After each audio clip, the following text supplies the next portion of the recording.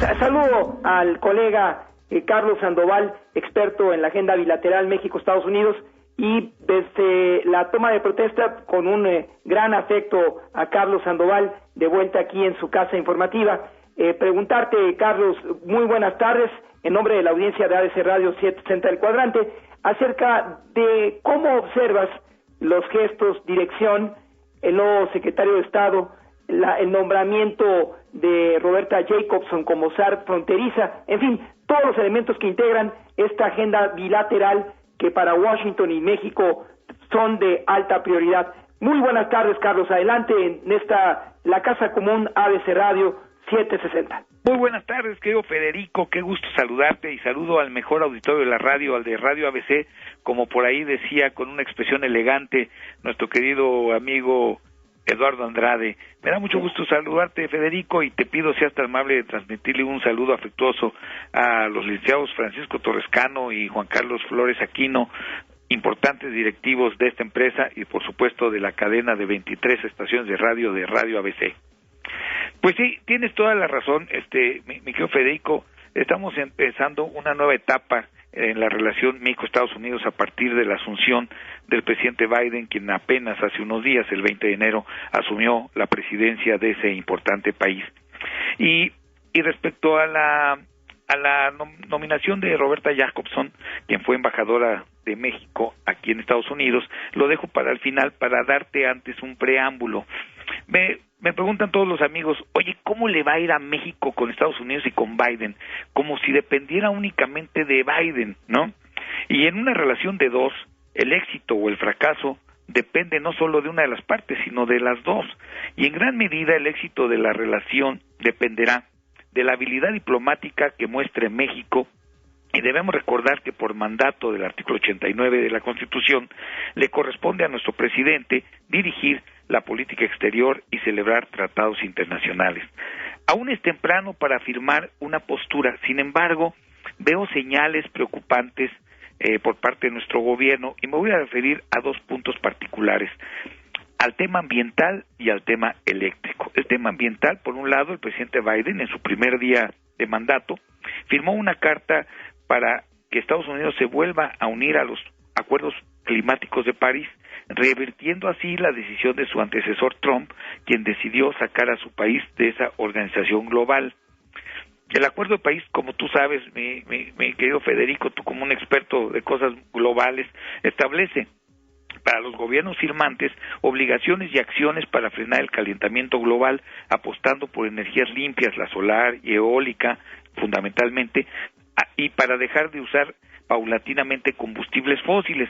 Y en contrasentido vemos aquí en México que se está apostando por una construcción de una refinería para producir gasolina, ante la perspectiva de que cada vez menos se va a usar la gasolina porque va a haber más coches híbridos y eléctricos.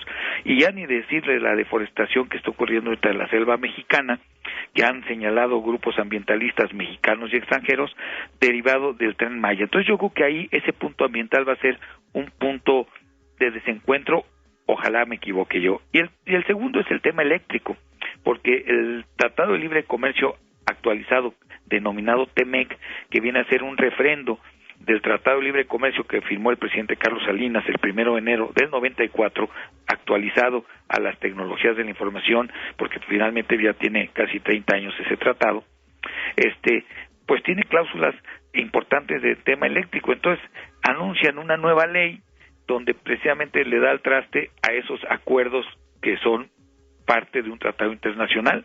Entonces, pues ahí va a haber dos puntos por lo menos complicados en nuestra relación México-Estados Unidos, y en el país vecino pues nada más viven 37.186.000 mexicanos, sin contar sus descendencias, porque estamos hablando mexicanos, pero hay que considerar que muchos ya son hijos de mexicanos, nietos de mexicanos que se fueron en los años 50, 60, 70, 80, etcétera.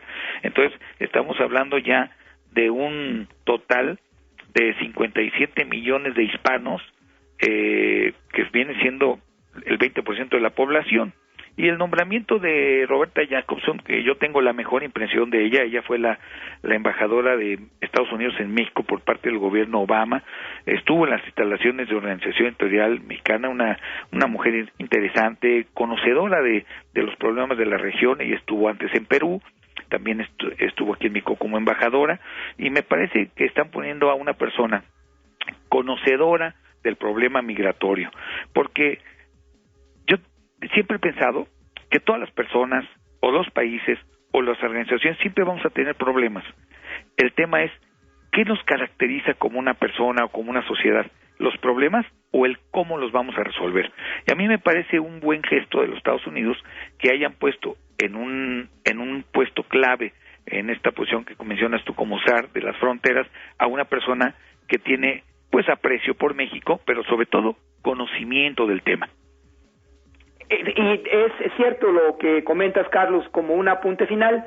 Ella fue también como embajadora de Estados Unidos en México parte de un desprecio por parte del sobrino, el yerno del presidente Trump, cuando visitó junto con Tex Tillerson la Ciudad de México y pidió Jared Kushner que no se acercara a ellos la embajadora, dado que su ascendencia era, decía él, con Obama y con los Clinton. Imagínate lo que ocurrió, ese desliz de quien no era diplomático, pero sí era el yerno del presidente Trump, Jared Kushner.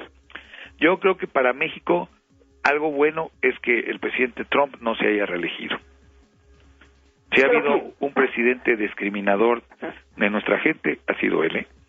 Hay una amplia coincidencia de la audiencia, hay también quien le tiene afecto, incluida esa comunidad. El número me sorprendió, pero lo tienes con la cantidad real de los connacionales mexicanos, solo mexicanos, Carlos Sandoval, no latinos, los mexicanos que residen al norte del Bravo. Así es, mi querido Federico. Pues a todos ellos, los que nos escuchan del otro lado, les mandamos un saludo desde México, su país. Y que, para concluir, mi querido Federico, fíjate que una reflexión. Yo creo que en México nos educaron mal respecto a los Estados Unidos, tanto en las primarias particulares, en las oficiales, siempre yo escuché como que eran los malos y nosotros los buenos, ellos los ricos, nosotros los pobres, nos quitaron el territorio, en vez de educarnos a ver un país vecino con sus fortalezas, claro, con sus problemas, porque finalmente yo creo que más nos favorece ser vecinos de los Estados Unidos, es la primer potencia económica del país y con quien tenemos muchos miles de kilómetros de frontera. Entonces, eso nos ha beneficiado en el comercio, son nuestros principales clientes. ¿Sabías, mi querido Federico, que el año pasado tuvimos un superávit? Nosotros les vendimos $12,000 millones más de lo que ellos nos venden. O sea, son nuestros principales clientes de todo. Eso, además de que allá viven 37 millones de mexicanos que mandan millones y millones de pesos y de dólares de remesas aquí. Entre otras cosas. Carlos Sandoval, editor de la Agenda México-Estados Unidos, incorporándose aquí en el 760 del cuadrante. Bienvenido, lo dice tu audiencia y lo dicen quienes te conocemos hace varios años. Muy buenas tardes y gracias por esta intervención, Carlos. Gracias, Federico, y saludos al mejor auditorio de la radio, ABC Radio.